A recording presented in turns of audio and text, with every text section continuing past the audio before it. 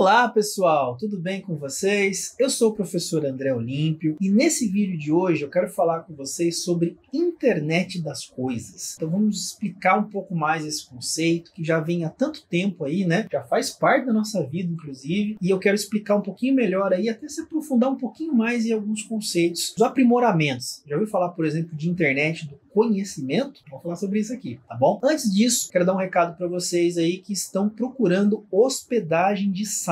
Então, se você que está aí querendo abrir o seu próprio negócio, se você quer trabalhar aí com um cliente que está querendo ter um site funcional, a minha dica para vocês é a HostGator, parceiraça aqui do nosso canal. Eu, inclusive, mantenho o site do Somos Todos TI na HostGator, né? Sou cliente deles e não tenho nada o que reclamar. Serviço de altíssima qualidade, tá? Suporte muito legal, muito bacana. E o que é mais legal, gente? Promoção. Se você acessar o link que tá aqui na tela, que também vou colocar na descrição aqui do vídeo, você pode conseguir um desconto aí até de 60% no seu plano que você for assinar lá, tá bom? Porque, ó, vou falar uma coisa para vocês, eles têm vários tipos de plano, eu tenho certeza que um deles vai se encaixar perfeitamente nas suas necessidades, tá bom? Então, a nossa sugestão aqui para hospedagem de site é a HostGator, beleza? Então vamos lá. Vamos falar então de internet das coisas, né? Internet of Things, ou como abreviação, né? Eu costumo falar muito isso, IoT. Né? Que é nada mais é que dispositivos conversando entre si. E por que eu falo dispositivos? Porque se eu fosse falar apenas computadores, é a internet convencional. Mas não, quando eu falo internet das coisas, eu também estou falando de outros dispositivos que a princípio não iriam conversar entre si, mas devido a esse conceito, devido a esse contexto aí, né, eles conversam. Por exemplo, você integrar o seu celular, por exemplo, com a geladeira da sua casa. Você está saindo do trabalho, você quer saber, por exemplo, se tem alguma coisa lá na sua casa e tal, você consegue acessar e saber exatamente o que tem dentro da geladeira da sua casa. Ou você quer chegar em casa, quer tomar um banho, quer fazer alguma coisa, e você consegue, por exemplo,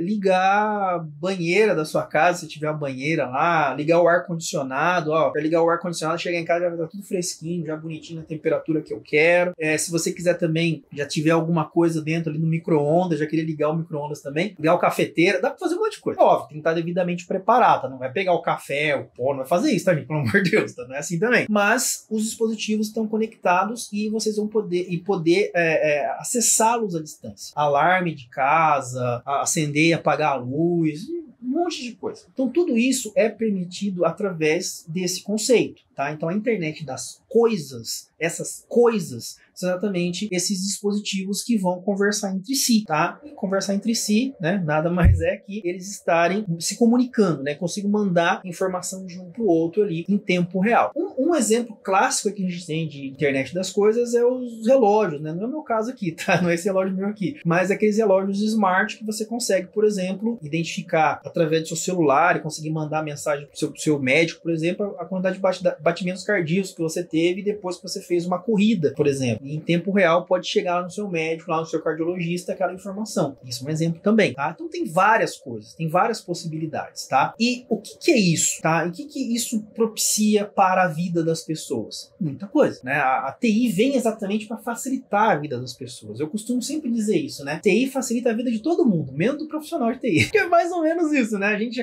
sempre que tem mais, acontece uma coisa nova, é mais problema pra gente resolver, né? Mas enfim, isso não vem ao caso agora. Mas o que acontece? Existe, por exemplo, protocolos que vão permitir essa comunicação entre esses dispositivos. Como eu falei inicialmente, a princípio eles não conversariam entre si. Inclusive tem um protocolo que é o mais usado hoje, que é, digamos, uma espécie de padrão do IoT, que é o MQTT, né? Que é Message Queuing Telemetric Transport, tá? Que seria transporte de telemetria e enfileiramento de mensagem. Por que ele é usado, tá? Ele é muito escalável, tá? Ele é confiável, tá? Isso é interessante também. Ele tem um suporte muito bom, ele é seguro, tá? Tem esse detalhe também que é muito legal. E ele é leve e eficiente, consequentemente ele é muito rápido, tá? Então ele tem tudo o que precisa ter para poder fazer essa comunicação por meio da internet, tá? Por isso tem a internet das coisas, tá? Então ela tem essa comunicação por meio da internet e isso facilita muito essa estrutura para quem quer fazer exatamente esses dispositivos né, programar, né, esses dispositivos para conversar entre si. E outra coisa também interessante, tá? Para você trabalhar com a internet das coisas, é uma aplicação de baixo custo, porque você vai usar ali dispositivos muito simples, né? E a própria programação ela é mais simples, tá? É óbvio que todo o contexto integrado ele é muito mais complexo, mas a comunicação em si ela é bem simples de se fazer. Ela tem muitas coisas a ver, por exemplo, com automação. Então é uma programação mais direcionada para essa linha, né? De trabalhar com linguagens, por exemplo, mais de, digamos assim, baixo nível, né? Que fala perto do kernel, né? Que a gente fala ali. São linguagens, por exemplo, como linguagem C, linguagens, não sei se seja de baixo nível, mas eu tô falando assim, linguagens mais para automação, que é a linguagem C, o Java, coisas assim. Até o Python também faz muita coisa assim. A aplicabilidade disso é a mais vasta possível. É você usar a internet das coisas. Dá para aplicar em muitos lugares, como varejo, segurança pública, setor automotivo, transporte, dá para fazer um monte de coisa. Dá para aplicar um monte de situação. E onde que entra o que eu falei no começo, que é a internet do conhecimento? Já de antemão, já vou fazer abrir um spoiler aqui para vocês, tá? Eu vou fazer um vídeo aqui no canal só para falar de internet dos conhecimentos. Inclusive, até fiz um vídeo aqui no canal em que eu falo das tendências de mercado para 2024, né? As tendências de TI, e internet do conhecimento está enfocado nisso. E nada mais é que internet dos behaviors, né? Internet of Behaviors, que é o IOB, que é uma estrutura que ele junta 3 conceitos, tá? Tecnologia, análise de dados e ciência comportamental. Aí você vai falar assim, mas como assim, professor? Como que eles conseguem juntar essas 3 coisas? Esse é o grande desafio, tá? Por quê? Porque você consegue analisar através da tecnologia, através dos dispositivos, como que a pessoa se comporta em determinada situação. Por exemplo, ele consegue, por exemplo,